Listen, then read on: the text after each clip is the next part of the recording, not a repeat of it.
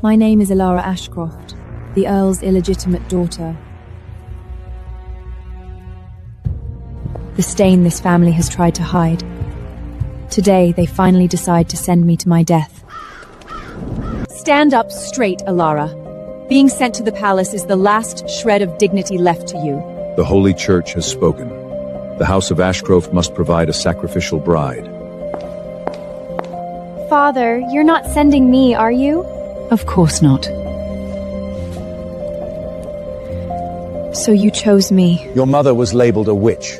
You are the jinx she left behind. Sending you to the palace is not sacrifice, it is penance. Penance for whose sins? Mine? Or yours? Everyone in the capital knows no woman survives a night in the king's chamber. If your death buys this family the church's pardon, at least you'll be useful once. And if I refuse? Then you will burn at the stake, condemned as the daughter of a witch. Name your choice, Alara. The stake? Or the king's bed? They never care about my well-being. What they fear is me coming back alive. Fine. I'll go. Remember this. Before sunrise, you'll be a corpse. If the cursed king truly is a monster, then tonight he is about to meet another creature. One who wants to live. They push me into the room, where a sheet of parchment is already waiting on the table. Sign it. What is it?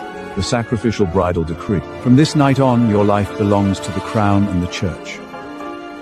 So you aren't even pretending anymore. Your mother was a witch. Someone of your birth doesn't deserve a sacred marriage. Hurry. The king hates waiting. My mother was not a witch. Enough! What she was no longer matters. Of course it doesn't matter. Once I die too, you have nothing to worry about. Sign it, Alara. Don't force me to have your hand held down. I take the quill. My fingers tremble. They think this is the end. But I know better. This is only the opening move. Fine. I'll sign. Then pray that I die in that palace. What is that supposed to mean? Because if I return alive, I'll make every one of you regret the day you sent me away. You won't survive the night. Just you wait. The moment the carriage door slams shut, the bells begin to toll, like a funeral being rung in my name. And in that very moment, I make a vow. I will not die. Near midnight, the carriage stops before the royal palace. Black spires cut into the night sky. The whole palace looks like a grave built to swallow the living. Get down. When I step down, several noble girls are already waiting before the gates. I heard the last one they sent in was unrecognizable by dawn. Enough. I don't want to die. I'm afraid too. But I know fear is the most useless thing in a place like this. Stand straight. The woman speaking is the palace mistress who oversees the sacrificial brides. From this moment on, no crying, no screaming, and no looking directly at the king. Whatever the king commands, you obey. And if we refuse? Then you will die miserably. Her words are devoid of any emotion, making the threat even more chilling. Is the king truly as terrifying as the rumors claim? Remember your name, Miss Ashcroft. By sunrise, no one else will remember you. She leads us through the corridors. The palace is unnervingly still, the flames barely flickering. At the end of the hall, I hear a woman cry out. Who is that? The first woman summoned tonight. Everyone freezes, because what waits behind that door is no bedchamber. It is an execution ground. Heads up. From now on, learn to wait for death in silence. Just before the door shuts, a sharper scream tears through the hall. And in that moment, I know I may be next. That night, we are locked in the same room. No one dares sleep. Will she come back? No. No woman who enters the king's chamber ever comes out alive. Have you seen it yourselves? At dawn, the guards carry them out through the side gate, under white cloth. I sit curled in the corner, my heart sinking. They all fear the king. But I think the most terrifying thing in this palace is not him. Up. All of you. Is it our turn? Only one was summoned tonight. What happened to her? No questions. It is none of your concern. There is blood on her sleeve, bright and fresh. I don't want to die. Crying won't save you. They all look at me. I'm not even sure if I'm telling them or myself. Listen well.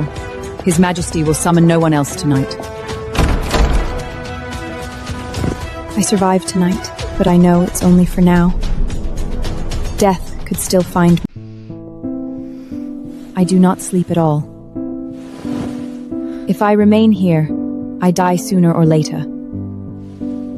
So before dawn comes, I decide to run.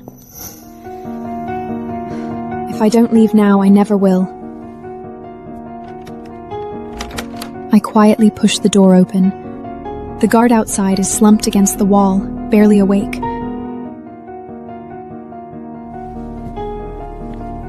Holding my breath, I slip into the corridor. The palace at night is cold as a crypt. I have no idea where the exit lies. I only know I need to get as far from that bed as possible. Left or right? As I hesitate, I hear a low, restrained growl, like a beast. I follow the sound and stop before a black door.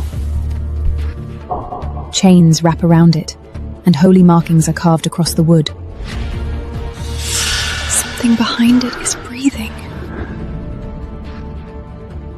This doesn't look like a way out. In the next second, a much more terrifying growl slams from the other side, as if it is inviting me to step inside.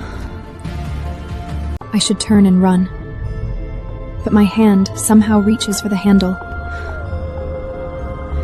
I've lost my mind. I must have. The door is not locked. I push it open, and the cold smell of blood strikes me at once. Inside lies an underground sanctuary. Stone pillars, holy icons, candlelight, and a man bound in chains. Oh my. Chains bind his wrists, throat, and waist. His upper body is bare, and bleeding holy scars cut across his chest. His head hangs low, as if he is fighting something inside himself. The moment I step closer, he snaps his head up.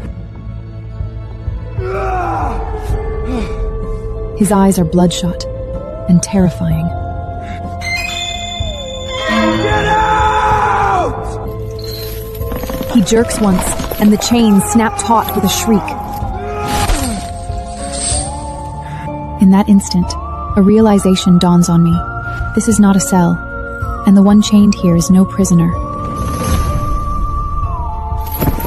He is the king, cursed by holy punishment. The king stares at me as though he could tear me apart in the next breath. But I do not leave. Do you hear me?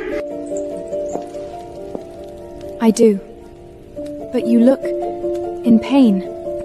Shut up! He jerks against the chains again, blood spilling from his wrists and chest. What keeps me rooted there is not the blood. It is his eyes. There is more than madness in them. There is pain. If you truly wanted me dead, you would have done it already. Don't come closer, Why? because right now, I'm a monster. Though I am shaking with fear, I still step closer. Then let me tell you something. What? I do not plan to die tonight. In the next second, his whole body goes rigid. The chains, rattling from his struggles, slowly come to rest.